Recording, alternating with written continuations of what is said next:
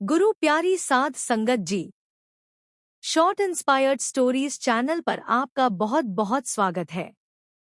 Video शुरू करने से पहले आप कृपा करें मेरे चैनल को सब्सक्राइब जरूर करें और साथ में बेल आइकन को भी दबा दें ताकि मेरे नए वीडियो का नोटिफिकेशन आपको मिल जाए। और अगर वीडियो अच्छा लगे तो लाइक, कमेंट और ज़्यादा से ज़्यादा शेयर करें। अब देर ना करते हुए आज की कहानी शुरू करते हैं। गुरु प्यारी साध संगत जी, क्या आपने कभी सोचा है कि श्राद्ध में जो खाना हम बनाते हैं वह वास्तव में हमारे पितरों तक कैसे पहुंचता है? इस वीडियो में जानिए श्राद्ध, तर्पण और पितृलोक से जुड़ी आध्यात्मिक और धार्मिक मान्यताएं। क्या ये सब केवल एक परंपरा है या इसके पीछे कोई गहरा आध्यात्मिक विज्ञान है? श्राद्ध का महत्व क्या है? पितरों को भोजन कैसे अर्पित किया जाता है? क्या पितर सच में वह भोजन स्वीकार करते हैं? गरुड़ पुराण और अन्य ग्रंथों की दृष्टि में इसका अर्थ देखिए। पूरी जानकारी इस वीडियो में। अगर वीडियो अच्छा लगे तो लाइक करें, शेयर करें और चैनल को सब्सक्राइब करें।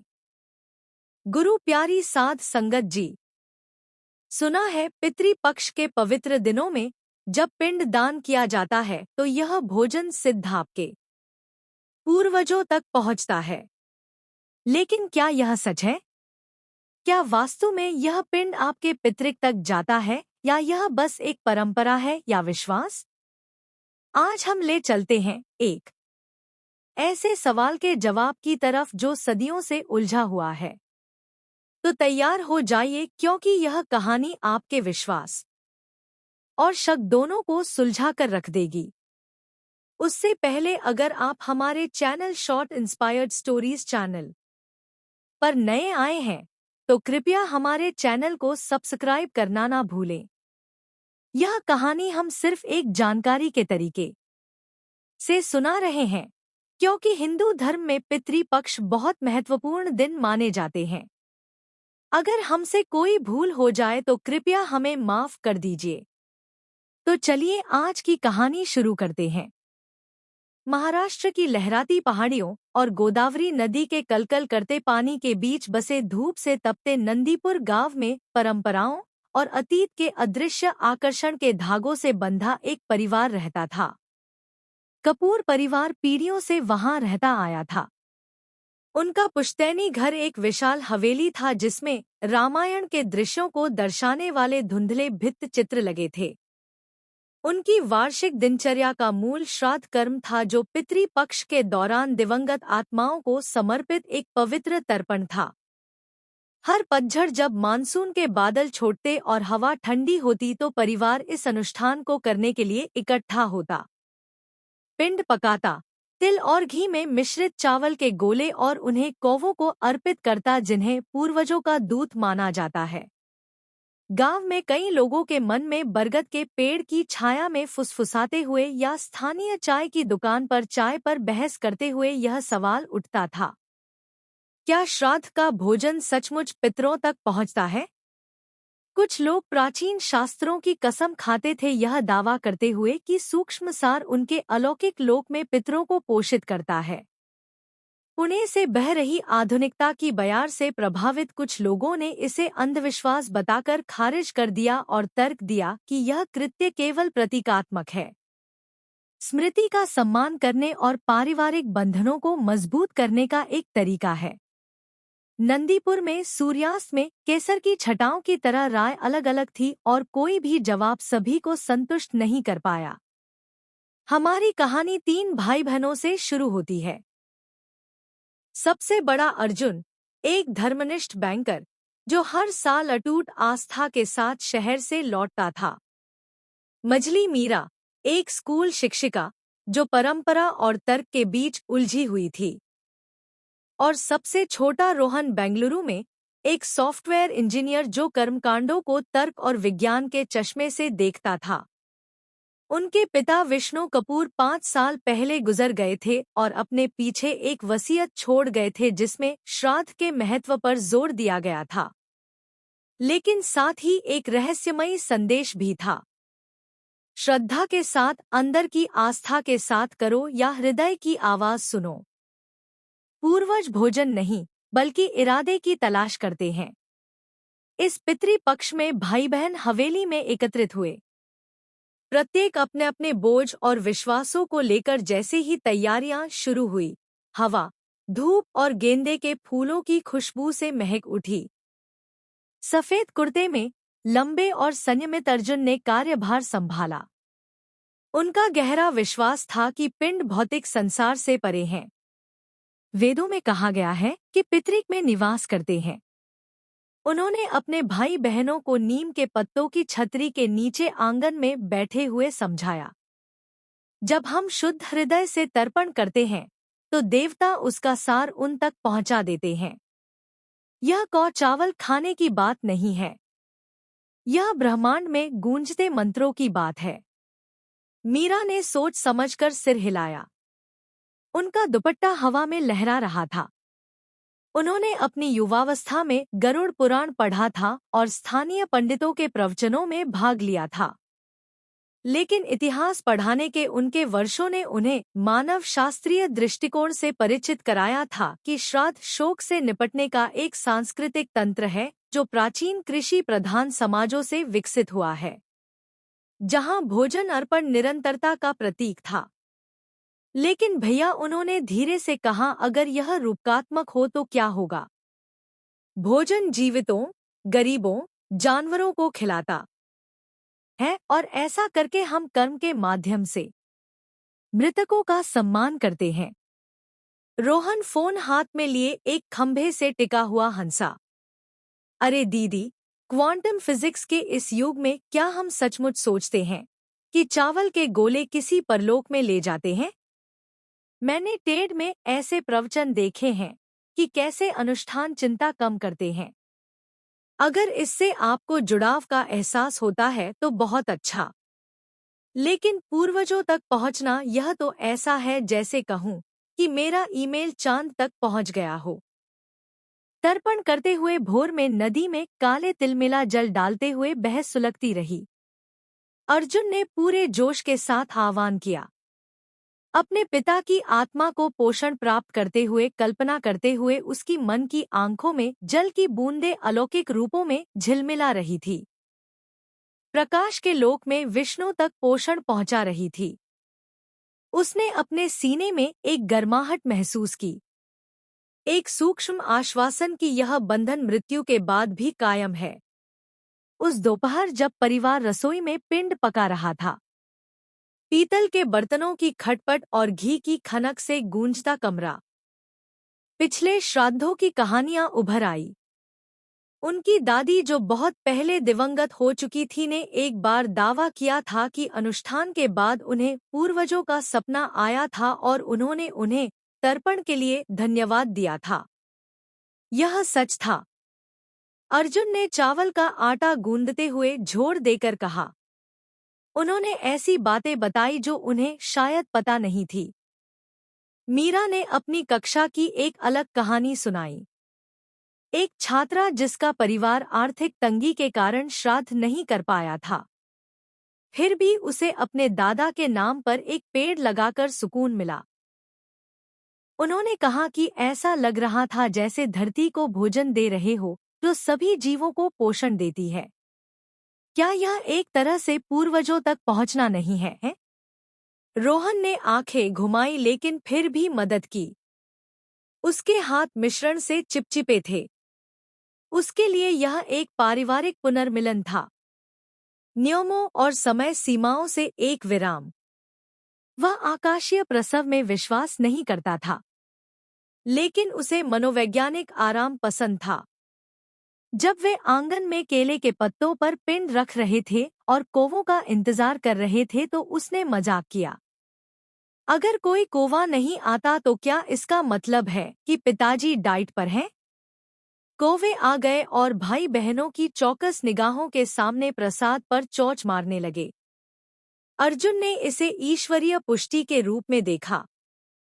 पक्षियों को यम के दूतों के रूप में, मीरा ने इसे प्रकृति के चक्र के रूप में, भोजन के पारिस्थितिकी तंत्र में वापस लौटने के रूप में व्याख्या किया।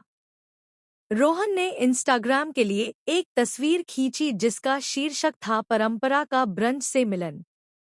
लेकिन कहानी का असली खुलासा अनुष्ठान के निष्पादन में नहीं, बल्कि उसके बाद की रातों में था, जब सपनों और विचारों ने विश्वास और वास्तविकता के बीच की रेखाओं को धुंधला कर दिया। उस शाम अर्जुन थका हुआ फिर भी संतुष्ट अपने कमरे में चला गया।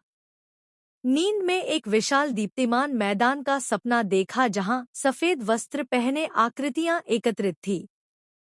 उसके पिता उनके बीच मुस्कुराते हुए खड़े थे। पिंड हम तक पहुंच गया बेटा, विष्णु ने कहा। उनकी आवाज एक मंद हवा की तरह थी। शरीर के लिए भोजन के रूप में नहीं, बल्कि आत्मा के लिए प्रेम के रूप में। तुम्हारे श्राद्ध, तुम्हारी आस्था ने इसे ऐसा बनाया। अर्जुन आंसुओं के साथ उठा। उसे विश्वास था कि इस अर्पण ने दुनियाओं को जोड़ दिया है। उसके लिए उत्तर हाँ था। भोजन इसलिए पहुंचा क्योंकि उसकी इच्छा ने उसे अस्तित्व में लाया।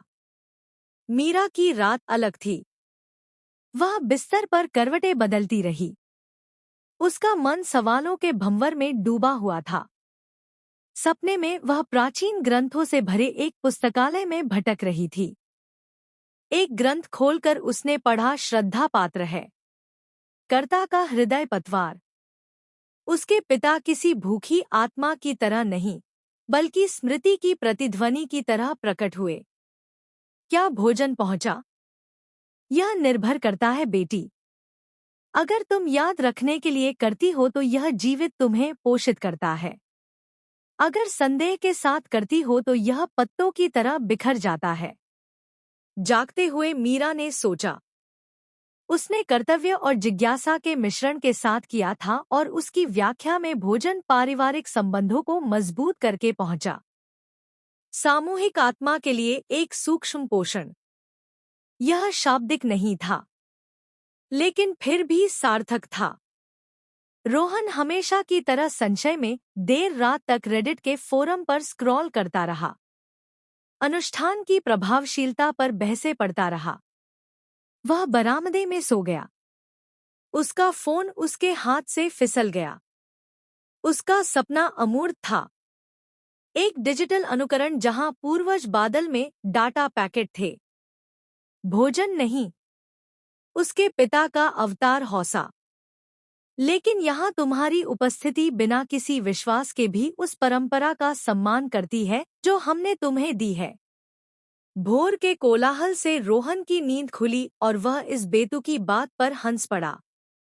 उसके लिए भोजन किसी पूर्वज तक नहीं पहुंचा था। उसे पक्षी या चींटियां खा जाती थी।